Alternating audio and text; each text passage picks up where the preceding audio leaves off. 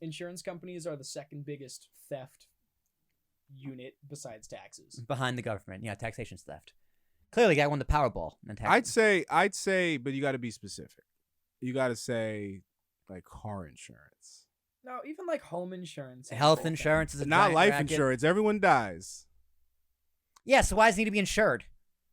So your family can be good when you're gone. Yeah, see, but you don't know. See, I could really give you a lot of arguments on this. Well, I used to be a financial advisor. Okay, let's dive headfirst into that. So if everyone dies, okay, we've established that aging is a disease. You're not insuring against the death. You're insuring against the financial security. Are you trying to argue that buying the insurance will stop you from dying? No. I'm saying, saying, what is the purpose of life insurance? Paying for your funeral. So that's one of them. But if, let's say, you make $100,000 a year, right? You have a family, right? You have kids. You have a 7-year-old. You have a 10-year-old. You have a wife. Yep. You have responsibilities. Correct. You die tomorrow. What are they gonna do? If you were integral to that lifestyle that they were living, you were paying the mortgage, you were saving up for them to go to college, all of these things that if you do not live, they could end up, total lifestyle switch. Going from a nice, cozy house in the suburbs, let's say, to a shitty-ass apartment that's like $500 a month, and the kids aren't going to college. They're going to community colleges, maybe, and their entire life is derailed because of your death. That's what life insurance is for. It's also for estate planning to avoid taxes. Right, but how much of a payout do you get? Right, depends on what you put in. It depends on your policy. So it depends on your policy. So it's also because it's life insurance. This is the insurance company doesn't want to get the short end of the stick. So if you're healthier, like say if you or I got insurance right now, we could probably get $1 million policy or $500,000 policy for fairly cheap. But if you're 50 years old, yeah, it's more expensive. It's going to pay a higher premium. Right.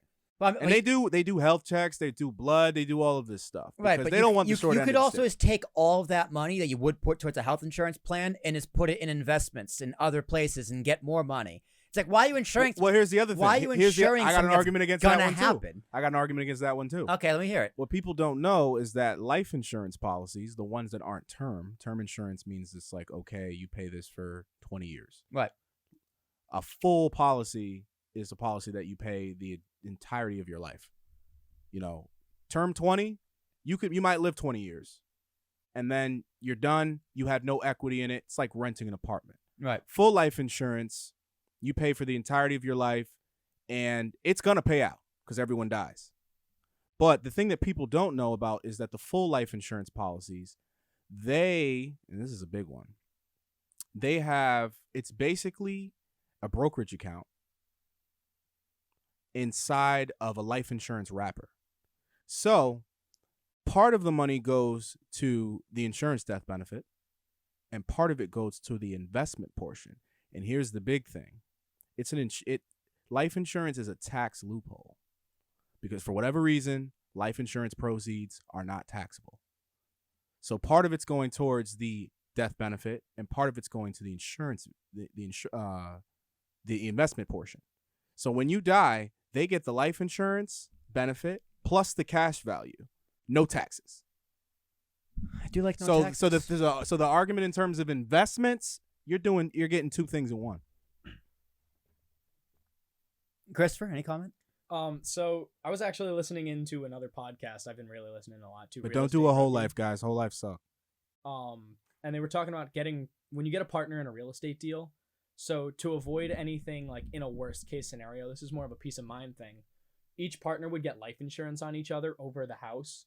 So like, say we're in a partnership and you die, and now you've got Tits McGee, your wife, and whoever, like your little shit children. Because let's face it, you're gonna be a terrible father. I mean, fuck you! How dare you? So